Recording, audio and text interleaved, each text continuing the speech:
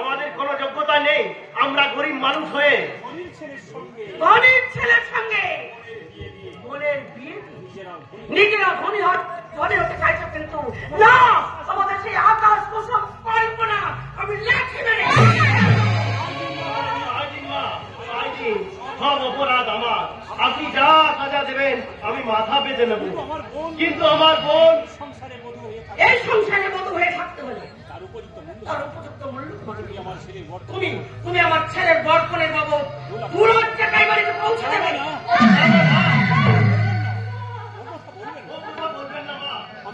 আমি আপনার পায়ে ধরি মা।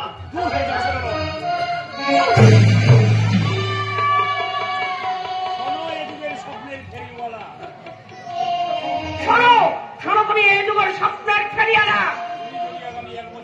যদি তুমি 1 বছরের মধ্যে 2 লাখ টাকা এই বাড়িতে পৌঁছে দিতে পারো, তবে তোমার বোন এই বাড়িতে বোনের উপযুক্ত মর্যাদা নিয়ে থাকতে পারবে।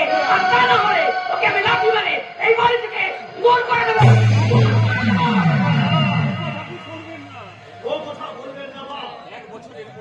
এক বছরের মধ্যে ওই 2 লাখ টাকা আমি আপনার হাতেই তুলে দেব মা। তুমি কি বলছো? এত টাকা তুমি কোথায় পাবে দাদা?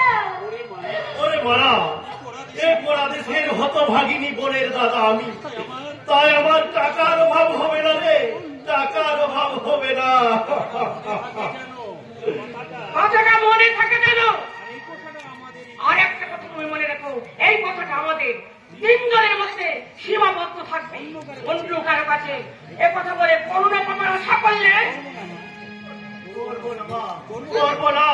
শুধু এই পেটটা কি আছে? গাছের কয়েকটা ফল আর মানার জন্য একটা শাড়ি। গাছের ফল, শাড়ি, শাড়ি, বাবা সুন্দর শাড়ি। তবে কি জানো, এই শাড়ি আমাদের বাড়ি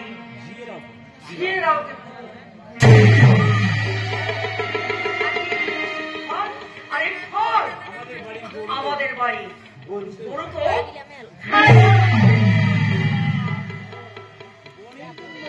বোনের জন্য যখন ঝিয়ের মতো শাড়ি এনেছো, তখন আজ থেকে তোমার বোন এই বাড়িতে ঝিয়ের মতো থাকবে। যদি পারো ওই 2 লাখ টাকার বিনিময়ে তোমার বোনকে সাজাবার ব্যবস্থা করো। আর তা না হলে খবরের কাগজে পড়ে দেখবে তোমার এই বোনের লাশটা কোথায়, কোন জায়গায়, কোথায় হয়েছে।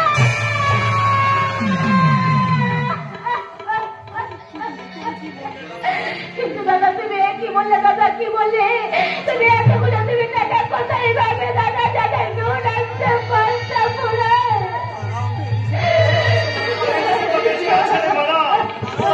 স্বপ্ন দেখে বোনের সুখের ঘর বেঁধে দেওয়া। স্বার্থের গাড়ি পালায় লোভের বাদ খারাতে যেটা সে সুখ বিক্রি হয়, সে সুখের চাই না দাদা, সে সুখের চাই না। তবু আমি সে আশা আমি ছাড়বো না। দুঃখের আগুনে আমার দেহটা পুড়ে আজ ছাই হয়ে গেছে। সেই ছাই বিক্রি করে আমি আমার মনের জন্য মুঠো মুঠো সুখে আসবো। তার আগে আমি আত্মহত্যা করবো দাদা, তার আগে আমি আত্মহত্যা করবো। তোর সুখের জন্য আমি শিখিয়ে মানুষ করে তুলেছি, সেই জন্যই কি তোর হতভাগী সুখের ঘর বানতে গিয়ে সেই সুখের ঘরে চাপা পড়ে সবার আগে বলবো আমি। তোর যদি মরণ আসে স্বয়ং আমি যমরাজ্য ছাড়বো না। তুমি একটুভাবে আমাকে কতদিন বাঁচিয়ে রাখতে পারবে দাদা? শুধু জানি আমার দেহে যতদিন প্রাণ থাকবে, ততদিন আমার মন বেঁচে থাকবে। তুই আমার কথা দে, তুই কথা দে, কথা দে। শত আঘাত সহ্য করেও আমি বেঁচে থাকবো দাদা, আমি বেঁচে থাকবো। আমার দাদা যদি আঘাত সহ্য করে বেঁচে থাকতে পারে তাহলে আমি পারবো না কেন দাদা? আমাকে যে বাঁচতেই হবে। আমার দাদার এই কপালে 3টে ফোঁটা দিয়ে কেমন করে আমি বলবো? ভাইয়ের কপালে দিলাম ফোঁটা, যমুনা তাই জমকে ফোঁটা, আমি যে দিলাম আমার ভাইকে ফোঁটা।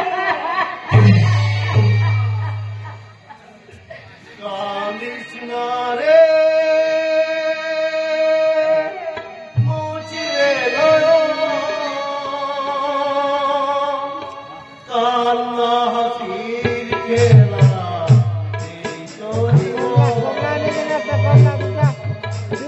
আমাকে একটা দাম দিচ্ছি।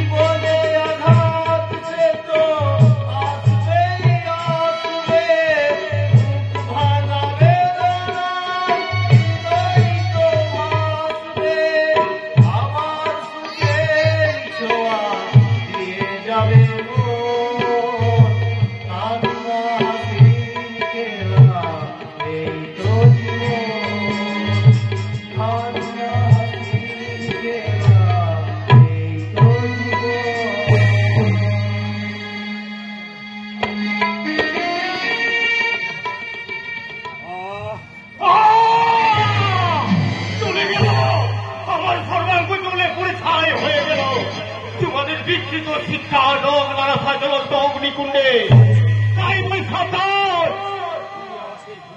ওই ইতিহাসের ঘুম ভাঙছে।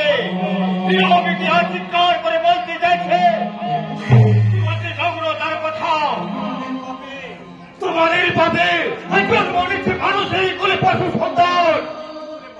ওই দিন দুপুরে বাজ পড়ে নীরব হচ্ছে দাদা প্রাণের বিস্ফোরণ, ভাঙছে ঘর, শেষ হচ্ছে বন্ধুত্ব। ওই ছেলের ঘরে বাবা মা হচ্ছে চাকর চাকরানি, ওই ভাই ভাইকে ভুল করতে নিয়ে আসছে ভাড়া দেখুন না। তাই এই সব কাহিনী লেখা হচ্ছে এই ইতিহাসের পাতায়। এবার তোমরাই বলো, এই ইতিহাস কাঁদবে না হাসবে? কাঁদবে না হাসবে?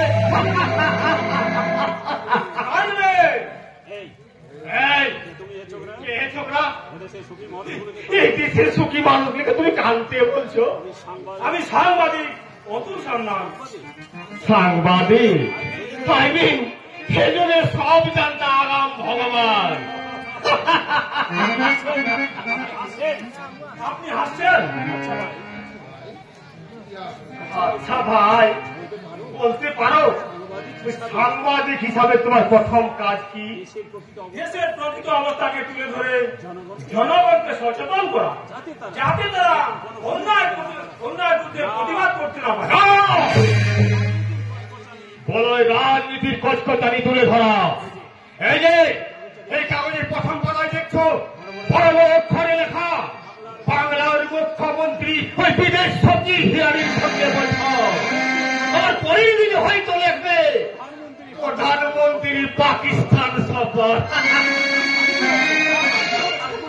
এগুলো তো দেশের খবর।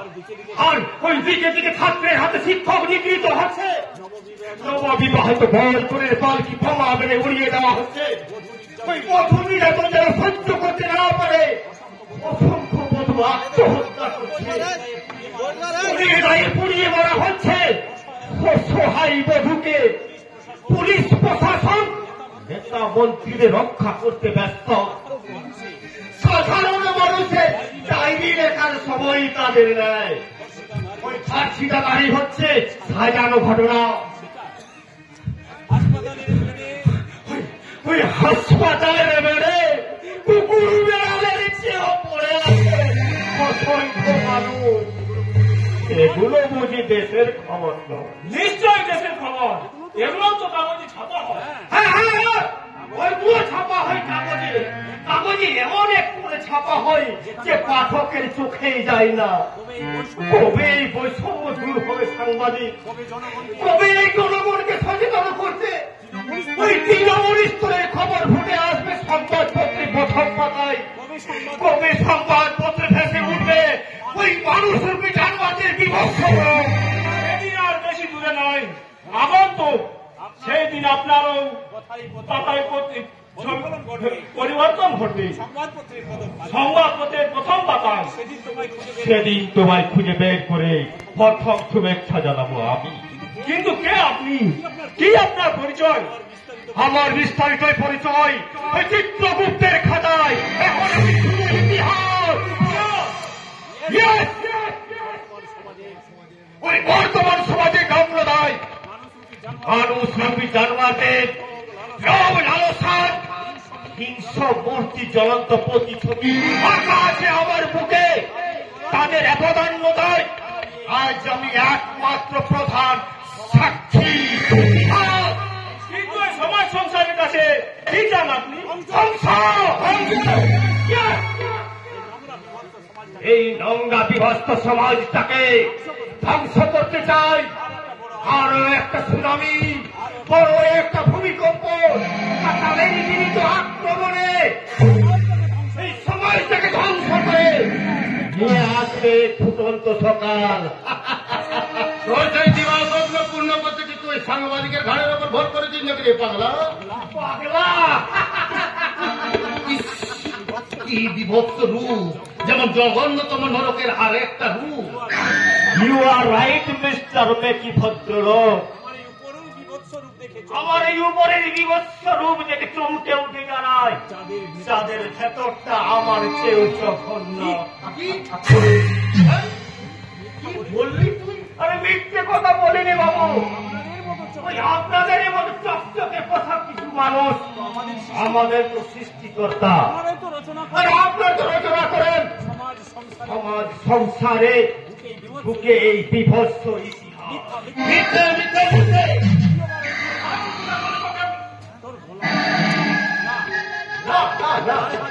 গলায় হাত দেবেন না বাবু, তাহলে আপনার ওই ভেতরের সঙ্গে ওপরটা নোংরা হয়ে যাবে।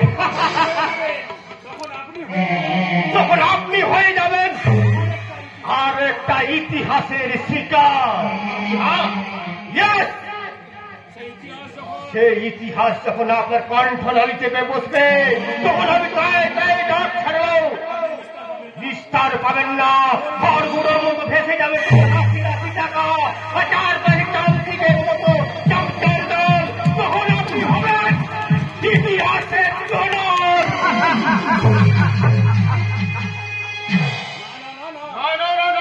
ওরে কে আছিস?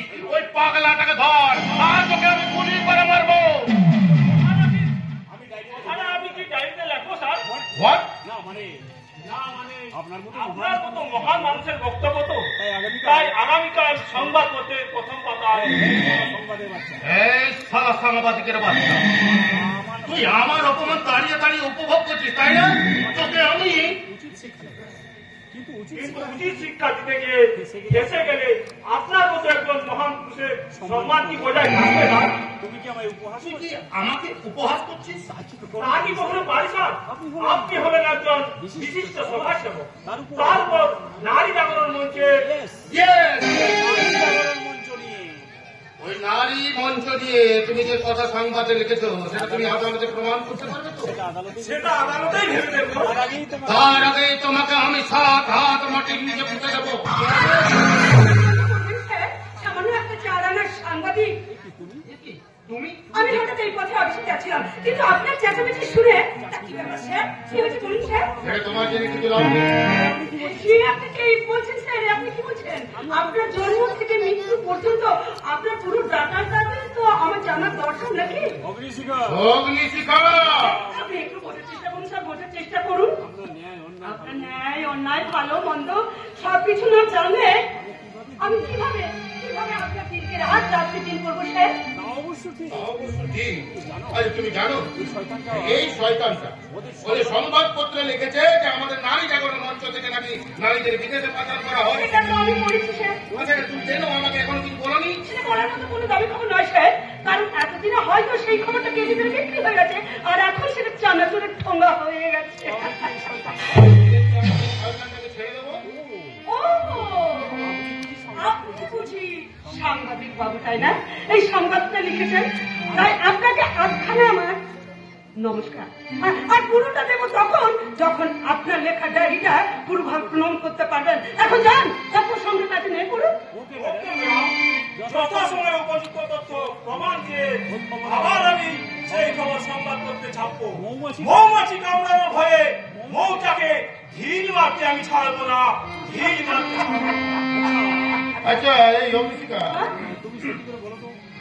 তুমি সত্যি করে বলো, তুমি আমার অফিসে কাজ করতে এসেছো নাকি আমার পেছনে আসলে পাওয়া আপনি কি বলছেন স্যার? কি বলছেন?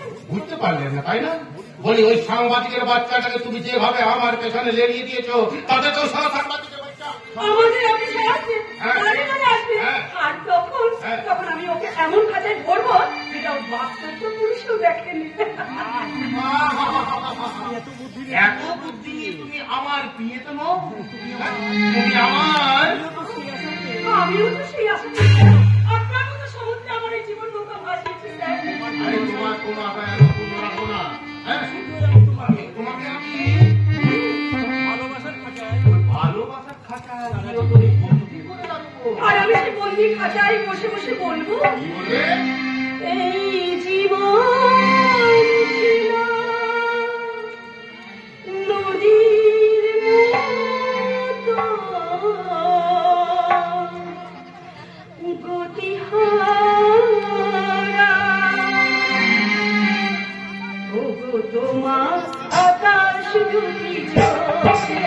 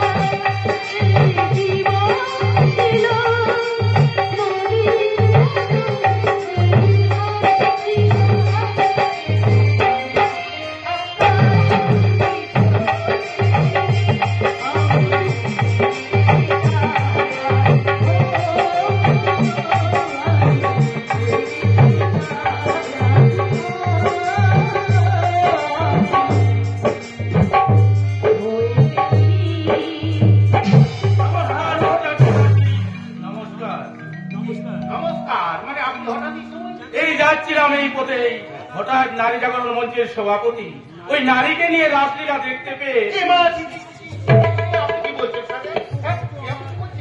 আরে ও তো আমার ওই বোনের মতো। বোনের মতো? হ্যাঁ।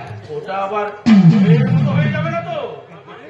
তার মানে আপনার এই নারী জাগরণ মঞ্চে এই বোনের মতন মেয়ে আর কতজন আছে?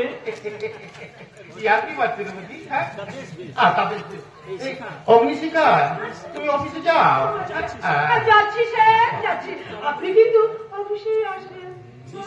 নিশ্চয়ই যাবে, কারণ মৌচাকের মধু ছেড়ে মৌমাছি কতক্ষণেই বাইরে গুনগুন করে বেড়াবে। আপনি কিন্তু আমাকে অপমান করছেন সুখময় বাবু। ভালো কাজ করলেন কবে যে আপনি সম্মান পাবেন? আরে বাবা, করবো সেই জন্য তো আপনাকে আমি অফিসে ডাকিয়ে পাঠিয়েছি।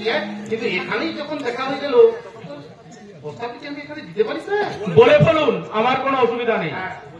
বলছিলাম কি, আমাদের নারী জাগরণ মঞ্চে একটা বড় করে একটা বিল্ডিং তৈরি হবে। আর সেই বিল্ডিংটা যদি টেন্ডারটা আমি আপনাকে পাইয়ে দিই, আপনি আমার জন্য কি করতে পারবেন? কি করলে আপনি বুঝাবেন বলুন? আরে বাবা, দেখো কিছুই না, সেখান থেকে তুমি 2 লাখ টাকা আমার জন্য করিয়ে দেবে। আরে বাবা, একটু লো মেটেরিয়াল দিয়ে বিল্ডিংটা তৈরি করবেন। তাতে তো ভেঙে পড়বে। আরে যাবে না, যাবে। আরে তাতে হবে কি? আরে বাবা, আপনি তো তা ফেলে দিচ্ছেন না। তাতে তো বহু মানুষ ধরাও যেতে পারে। আরে বাবা, যাবে না, যাবে। আরে বাবা, এই পৃথিবীতে 125 কোটি মানুষের মধ্যে 200-400 জন মরলে এই ধরতি মায়ের কোলটা তো ফাঁকা হয়ে যায়। আপনি মানুষ না তুমি জানোয়ার? ভগবান বাবু, আপনার আকৃতিটা তো মানুষের মতো, কিন্তু স্বভাবটা পূর্ণ প্রতিমুখ হলো কি করে? হোয়াট? টাকাটাই আপনার কাছে তো স্বার্থ লোভ আর স্বার্থের লালসার শিকার হয়ে আপনি একটা এমন মানুষে পরিণত হয়েছেন যে 200-400 মানুষের মৃত্যুটা আপনার মনে দেখাপাত করলো না। ঠিক তাই, এই দেশের সব মানুষের থেকে আমরা কেউ নিয়ে রাখিনি।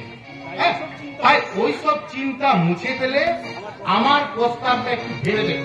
নিশ্চয়ই ভাববো, কারণ এই 21শ শতাব্দীর প্রগতিশীল যুগেও মানুষ এমন জানোয়ার হয় কি করে? আর ঈশ্বর তাকে 2 হাত আর 2 পা দিল, তার অন্তরটা এই পশুর মতো করলো কেন? না, পশু নয়, আমি তো সারা এক জীবন্ত শয়তান। সেই শয়তানের থাবা এবার তোর বুকের ওপর পড়বে শুভময় স্যার। আমি তোমায় বুঝিয়ে দেব যে কলিকা বড়ই বীজ ঘটে এর হালচাল। এই হালচালের যুবকাতে তুমি এখন দুগ্ধ পোষ্য শিশু।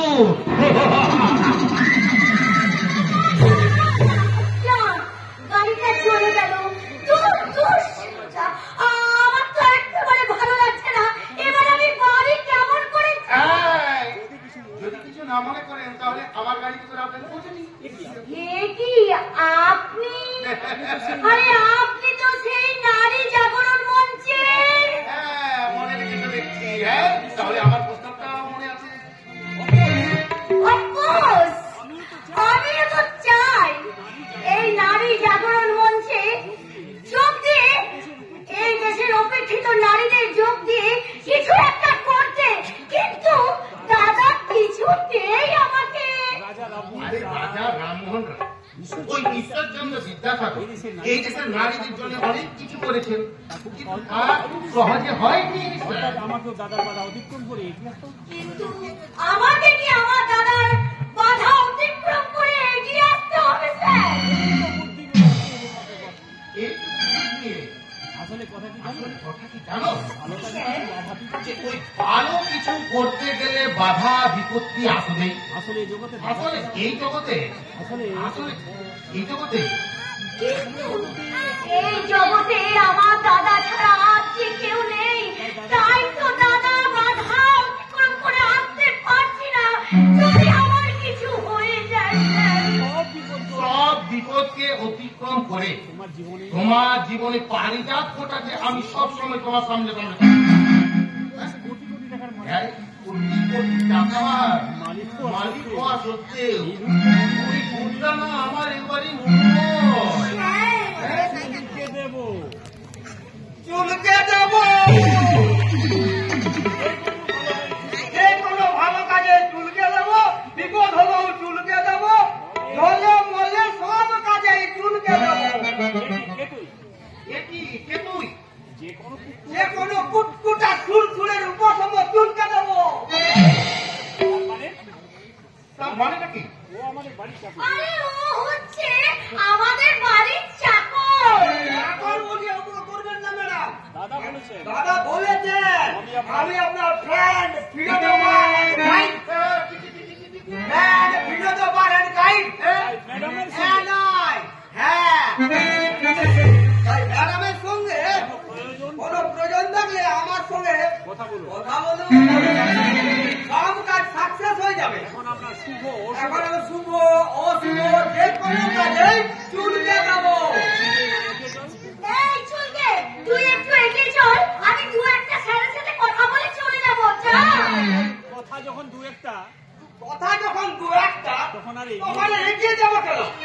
আমি দাঁড়িয়ে এক দুটা সেন্টার চুল খাই।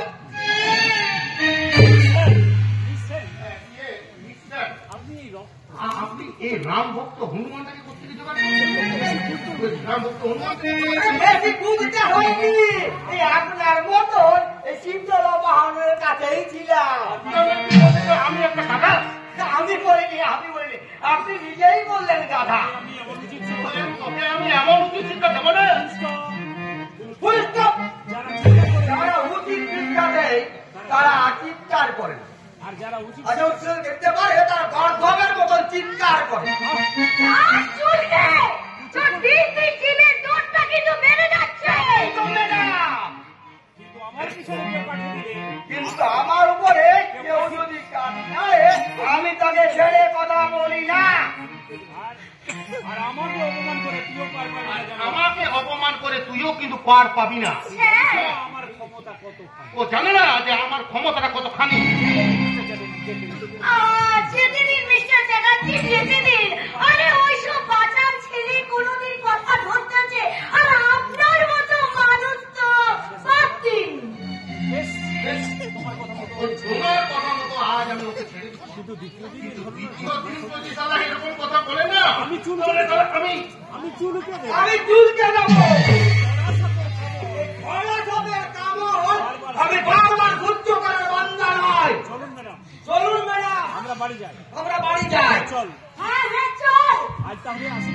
আজ তাহলে আসি মিস্টার চ্যাটার্জি। আপনার কথাগুলো আমি পরে ভেবে দেখবো। চল। চলি যুগের সিংহলা মহাপুরুষ। আবার আমাদের নিশ্চয়ই দেখা হবে, তখন আমাকে কিনে নেবেন। আমি তখন চুলকে দেবো, যে কোনো কাজে চুলকে দেবো।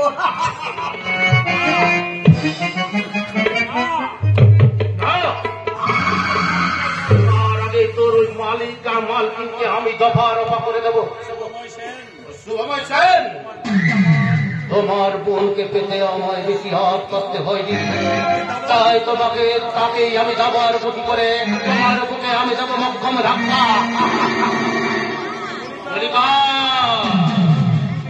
বড়ই বিদঘুটের হাল চাল, সেই কলির কামনার যুবকাস্তে তোমার আদর নিপূরণ হবে আমার কামনার বলি।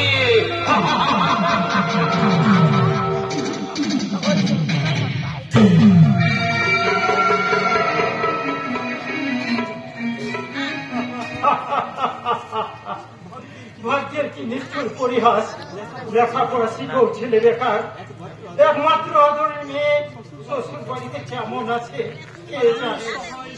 আর আমি সহায় সম্বলহীন পাওনাদারদের জ্বালাই গৃহবন্দী এক বুড়ো বাবা। এই অবস্থায় এখন যে আমি কি করি, কোথায় যে যাই। বাবা, এই টাকাগুলো রাখো। টাকা? এতদিন কলেজে যাবার সময় তুই আমার কাছ থেকে টাকা চাইতিস, আর আজ তুই কলেজ থেকে ফিরে আমার হাতে টাকা ফিরে দিচ্ছিস। তাহলে কি ভাগ্যের পথ কাজ উল্টো দিকে ভুললো বাবা? বাবা তুমি যে কি বলো না, চিরদিন কি কারো সমান যায়?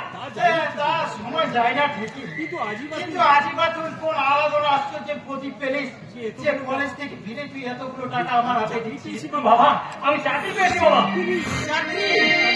তার মানে তুই কলেজ বন্ধ করে চাকরি করছিস?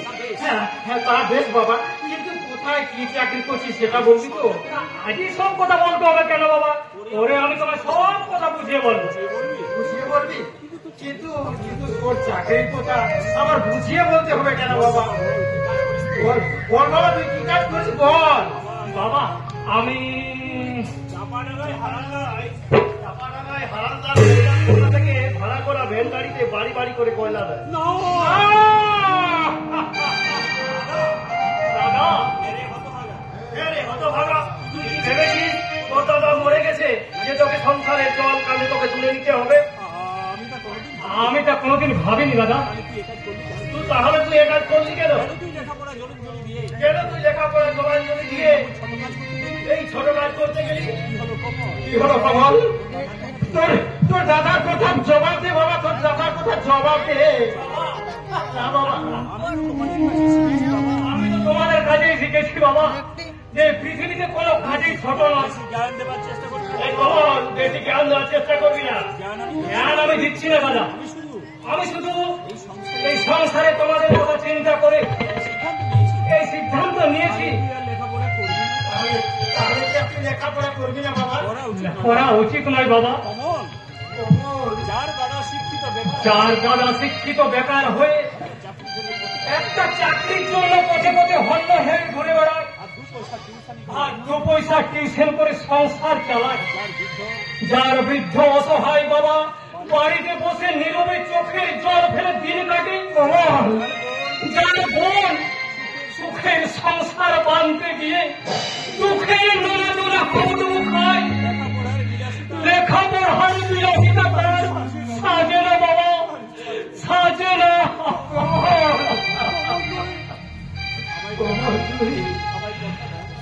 আমার কথা ভাবতাম, দাদা তো গিয়েছিল দিদিকে আনতে, বরং দাদাকে জিজ্ঞাসা করো যে দিদি ভালো আছে রে খবর, খুব সুখে আছে। তাহলে দিদি এলো না কেন? না মানে এখন চন্দন বাড়িতে নেই, আরো শাশুড়ি ভেবে যে আমরা গরিব মানুষ তাই সবকিছু সামলে দিতে পেরেছি না, তাই কিছুদিন। কিন্তু তুমি এমন আমতা আমতা করে কথা বলছো কেন দাদা? কেন তুমি স্পষ্ট করে বলতে পারছো না দিদির কথা? কেন তুমি কেন? বাবা লেখাপড়া শিখে তুই এমন একটা অমানুষ তৈরি হয়েছিস যে তুই তোর দাদার কাছে তাকে মিথ্যাবাদী বলি। না তার কোনোদিন বলবো না। আর যে ভুল আজ আমি করেছি তার জন্য তোমার কাছে ক্ষমা চাইছি দাদা। এইবার তুমি বলো তো দাদা, সত্যি তুমি সুখী হয়েছে তো? আমি কিচ্ছু জানি না, আমি কিচ্ছু জানি না।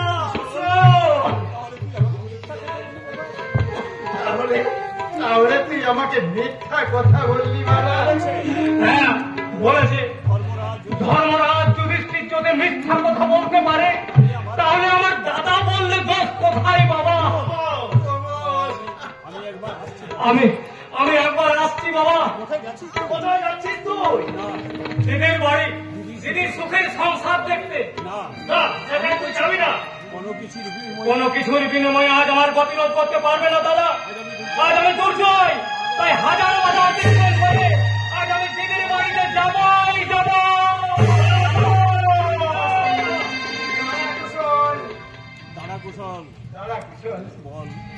বল বাবা বল, আমার মানা কি তাহলে? তোমার মতো উৎক্ষম করো বাবা, তোমার মতো অক্ষম বুড়ো বাবা, আর আমার মতো হতভাগ্য দাদার বোন হয়ে জন্মে পৃথিবীতে যতটা এই পৃথিবীতে তার যতটা সুখ পাওনা ছিল বাবা, ততটাই পেয়েছি ঠিক বাবা। ততটাই পেয়েছে বাবা।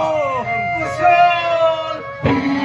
বেশি চাইলে পাবে কোথায়? বেশি চাইলে পাবে কোথা? নিয়তির হাতের খেলার পুতুল। আমরা যে ভগবানের হাতের খেলার পুতুল। নিয়তি আমাদের যেমন নিয়তি আমাদের যেমন নাচাবে আমরা তো তেমন নাচতে হবে। তাই বলে এই অভাবের সংসারে জন্মে সারা জীবন দুঃখে সারা জীবনকে দুঃখের সাগরে ভাসল। নিষ্ঠুর নিয়তি তার শ্বশুর বাড়িতে এতটুকু স্বীকৃতি না থাকলে এতটুকু কেন কেন লিখবে বাবা? সুখ শান্তি এগুলো তো আমাদের মতো মানুষের জন্য নয়। আমরা যে ভগবানের অপসৃষ্টি, তাহলে ভগবান নয়।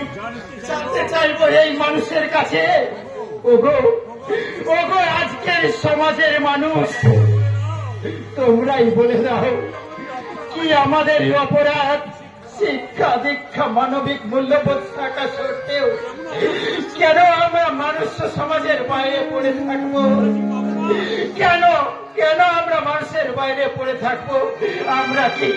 আমরা কি কোনোদিনই পাবো না এই মানুষের মর্যাদা? তাকে শোনাচ্ছ এই আখের বাড়ি এই সমাজের মানুষকে? ওরা কি জবাব দেবে? ওরা নিজেরা এক একটা মানুষ নামক জন্ম। তাই তো ওদের সমাজে চাকরিজীবী দাদা সংসারে বেকার ভাই একটা বড় গাছা, বাবা মা সংসারের বিনা মাইনের চাকর চাকরানি, জন্মদাতা বাবা তার মেয়ের প্রতিশোধ নিতে তাকে ঠেলে দেয় মৃত্যুর মুখে। তাই দেখে সমাজ সংসার হাসছে আর আমাদের মতো সহায় সম্বলহীন হতভাগ্য মানুষের লোক কাঁদছে।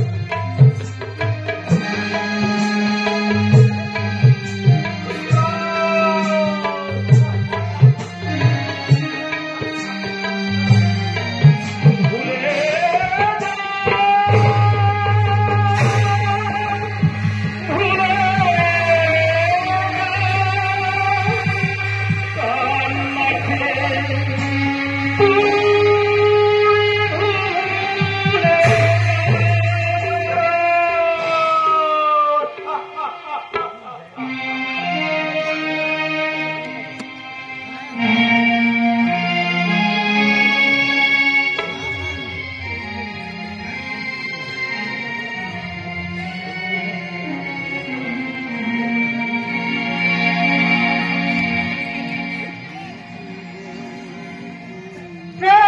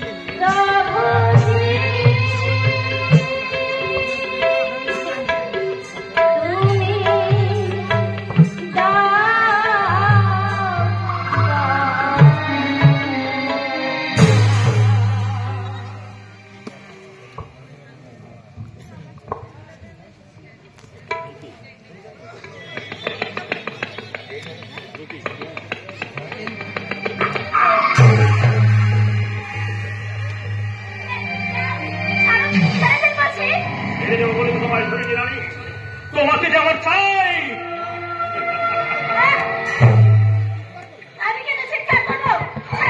কোনো ভাব হবে না, কারণ তোমার চেয়ে এ বাড়িতে আমার গ্রহণযোগ্যতা অনেক বেশি।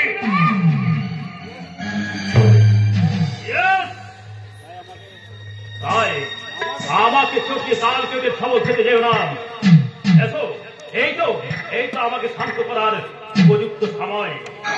এই সুন্দরী স্বর্ণালী গভীর রাতে তুমি আর এসো।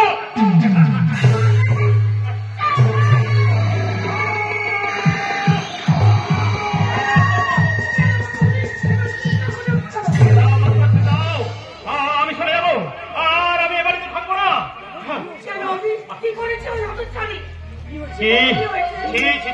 মাসিমা, আপনি আমার মায়ের মতো, আপনার কাছে সেসব কথা বলা যায় না মাসিমা। আপনার ওই গুণবতী বৌমা কি করেনি তাই বলো মাসিমা। ছেলের বিয়ে দিয়ে বাইরে কাজে পাঠিয়ে এমন এই গনগনে আগুনে আজ বৌমাকে রাখলে এমনি করে বংশের মুখে কালি পোড়ায় মাসিমা। কি আর কষ্ট করে বলবো মাসিমা?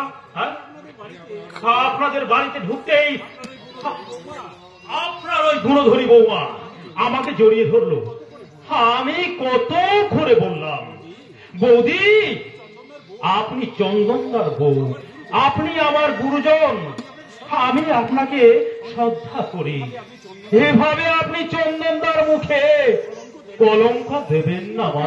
কিন্তু কেকার কথা শোনে। বিশ্বাস করুন, উনি যা বলছেন সব মিথ্যে কথা। উনি বরং আমাকে জোর করে। ও রে আমার সতী সাবিত্রী রে, তুমি আমাকে জড়িয়ে ধরে বলনি যে তোমার দাদা একটা হাড় বজ্জাত আমাকে বিয়ে করে সেই যে গেছে, তার ফেরার নাম কি? তুমি আমায় বাঁচাও ঠাকুর, আমি যে আর থাকতে পারছি না।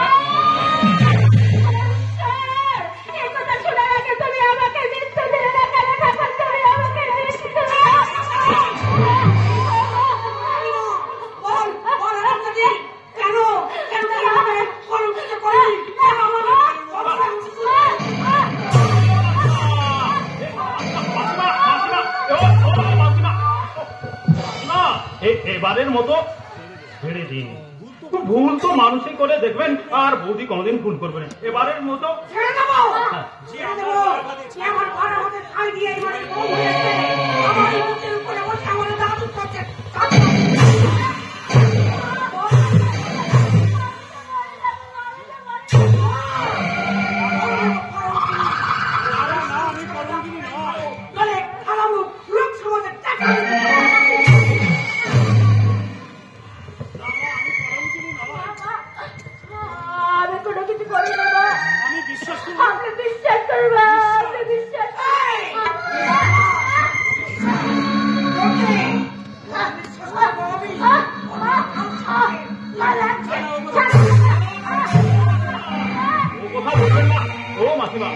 বলবেন না। যতই চরিত্রের দোষ হোক, তবু তো ও আপনার বৌমা।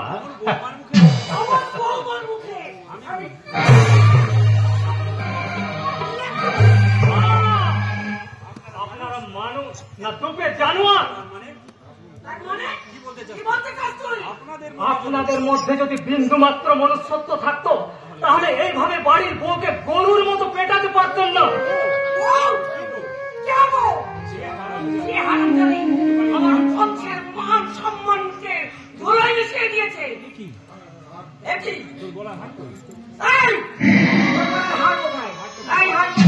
হাতটা তোর কোন নাগরের হাতে তুলে দিয়েছিস? আমি কিচ্ছু জানি না, আমি কিচ্ছু জানি না। খবর রাখবে এই মুখর্জি বাড়ি গর্ব, তাই না? তাছাড়া থাকবে কেন মাসিমা? প্রতিদিন যদি এইভাবে দাদা ভাই বাড়িতে আসতে থাকে, তাহলে তাদের হাতেই মাল পাচার হয়ে যাচ্ছে। আমি তার কিছুতেই হতে দেবো না। আমার ছেলের আসলে কি জানেন মাসিমা, ওই বাইরের চোরকে ধরা যায় কিন্তু ঘরের চোরকে ধরা যায় না। অভিযান এইভাবে মিথ্যা কথা বলে তুমি দিদি এত বড় সর্বনাশ করে চলেছ। এখনো হয়নি। অভি যাও, তাড়াতাড়ি ওকে করে নিয়ে এসো। আচ্ছা, আমি এক্ষুনি যাচ্ছি মাসিমা।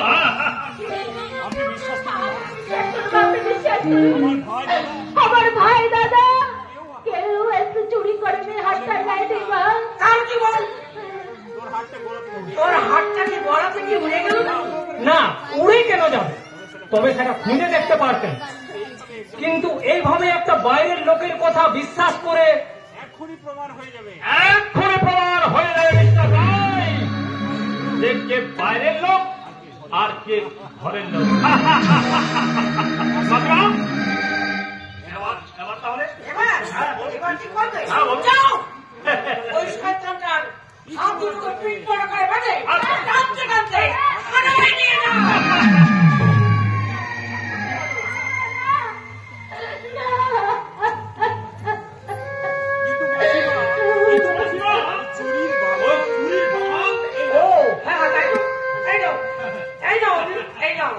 এটাই হবে এই চিত্র বাড়ি থেকে চুরি যাওয়া মারা। আমার ভাইকে হুমলি দেবেন না।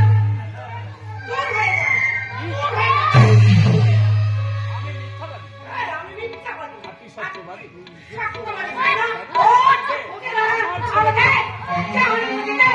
আমার ছেলে তোমাকে হাত থেকে ফিরিয়ে দে।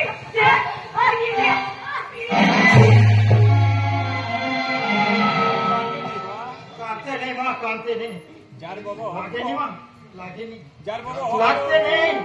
যার বাবা যার বাবা অক্ষম, দাদা অসহায় অসহায়, ভাই ভাই চোর, তার গায়ে তার গায়ে আঘাত লাগতে নেই মা, লাগতে নেই। বাবা বাবা, বলতো বাবা, সত্যি কি তুই? বাবা এ কথা তোমার মুখে তোমরা বিশ্বাস করলে না বাবা যে তোমার ছেলে কখনো চুরি করতে পারে না।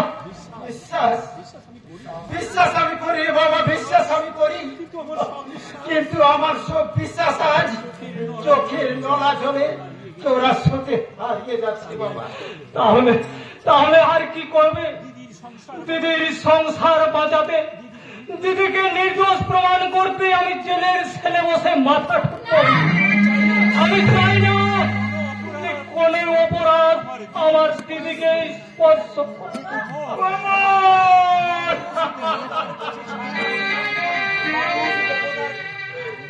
মানুষ মানুষ দেবতার কাছে ছাগল বলি দিয়ে তার সংসারের মঙ্গল কামনা করে।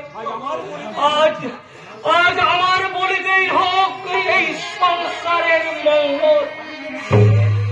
আমি জেলের অন্ধকারে ছেলে বসে যেন শুনতে পাই আমার দিদি সুখী হয়েছে, সুখী হয়েছে, সুখী হয়েছে।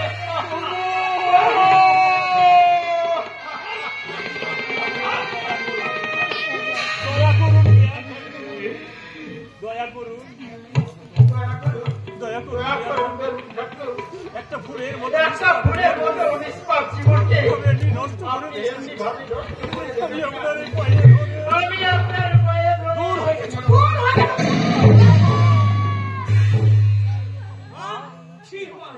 একজন আত্মীয়ের সঙ্গে তোমার বিবেকে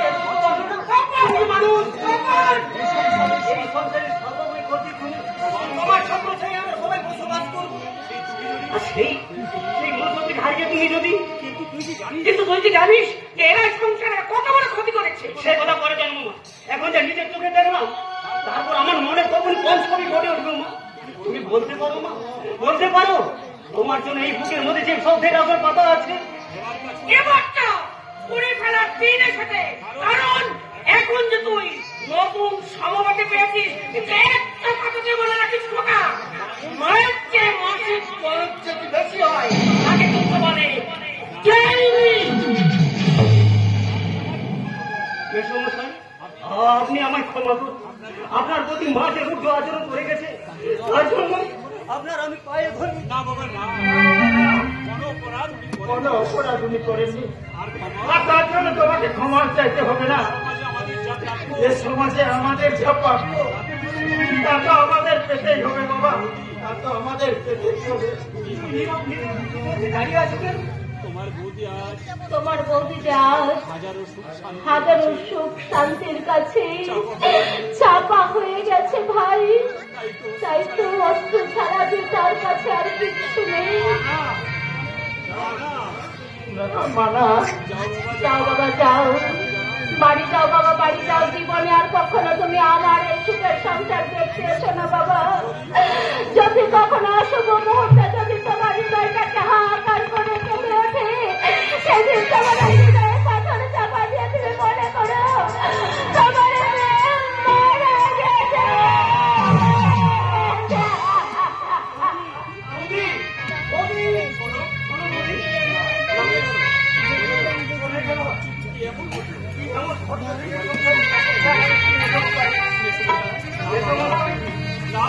না বাবা না, অসহায় অক্ষম মানুষ আমি, তাই আমাকে কোনো পবিত্র করো না বাবা। ও সব প্রশ্নের উত্তর আমি হারিয়ে ফেলেছি বাবা, হারিয়ে ফেলেছি। কিন্তু আমাকে আসল রহস্যটা জানতে হবে, বলে মায়ের সামনে পুলিশ ছাই হয়েছে সংসারে সুখ শান্তি দাদা হয়তো বাড়িতে, তাই আমাকে ধরতে হবে এই সংসারের হাল।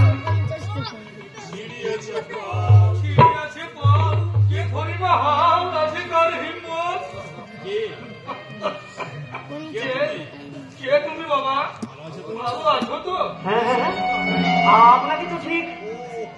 ও আমি হলাম ইয়ে মানসীর বাবা। ও আচ্ছা আচ্ছা আচ্ছা, ভালো আছেন তো দাদা? না খুব ভালো নেই বাবা, তাই আমার মায়ের সঙ্গে একবার দেখা করে আমি চলে যাবো। তুই গিয়ে একবার মানাকে ডেকে দিবি বাবা। নিশ্চয়ই দেবো, আপনি এখানে বসুন, আমি এখনই বৌদিকে পাঠিয়ে দিচ্ছি।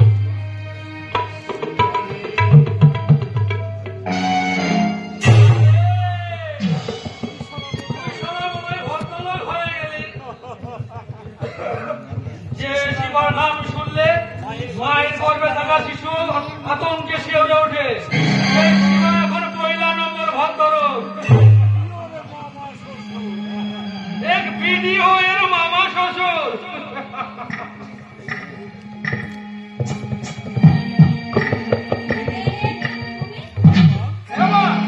আজকে মাসের 22 তারিখ, তাই কথার খেলাপ না করে। কিন্তু আছে আমার কাছে কোনো টাকা নেই। সে কি মা, যেখানে 20,000 টাকার মামলা, হলেও যে আজ আমার ঘরে কিছু করার নেই।